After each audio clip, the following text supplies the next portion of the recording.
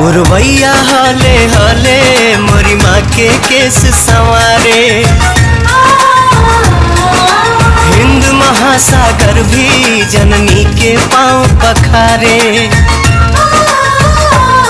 पुरवैया हले हले मोरी माँ के केस संवारे, हिंद महासागर भी जननी के पाँव पखारे।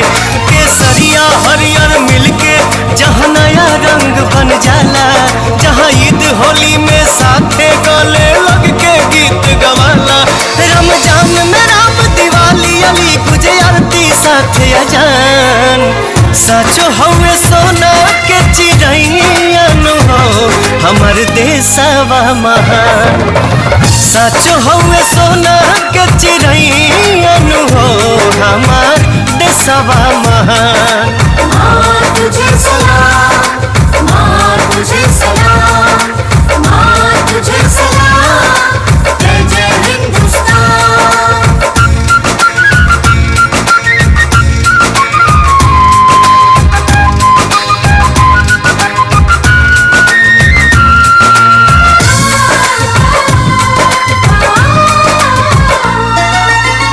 जेकर हिमालय करेले रखवारी, गुरु मन झुकेले दुनिया ई सारी।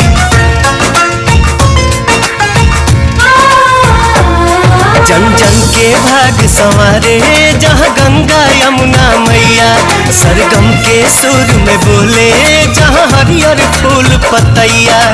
लहर लहर लहराला हरदम गजब तिरंगा शान।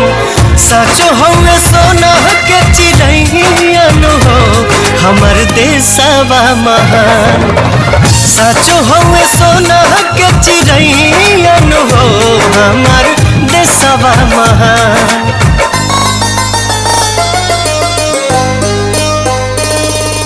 सिंदरिया साड़ियाँ मिलिया मस्त बहे पुरवैया रे, सिंदरिया साड़ियाँ मिलिया मस्त बहे पुरवैया।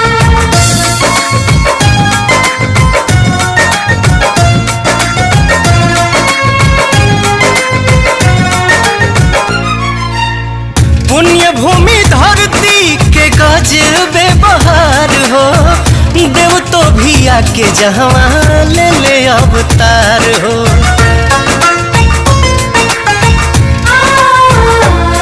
जननिया जन्मभूमि भी जहाँ स्वर्ग से बढ़ के होले, सीमा पर सीना ताने वीर वंदे मातरम बोले।